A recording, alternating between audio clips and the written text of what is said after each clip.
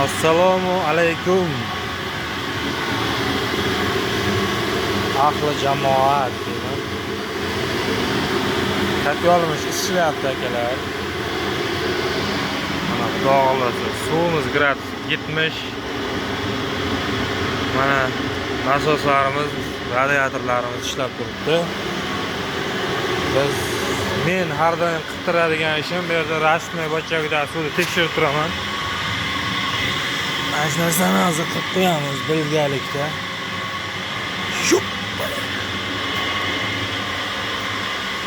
Suvga chiqdim, mana yarim ekan akalar. Yarim bo'lib qoldi. Hozircha bo'ladi, obitdan keyin obitlarda to'ldirib qo'yamiz. Katalxonamiz tepadan ko'rinish. Bundagi suv katyol bilan parnikning ichidagi trubadagi suvlarni uruvinni olib turadi.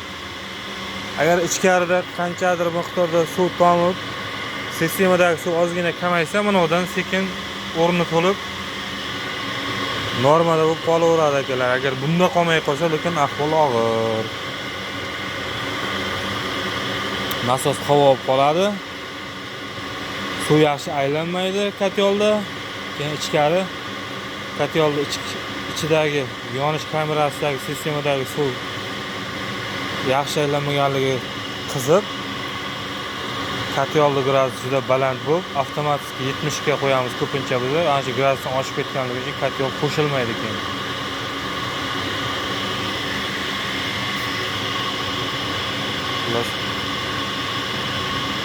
U darajaga bormasin nima bo'lsa ham.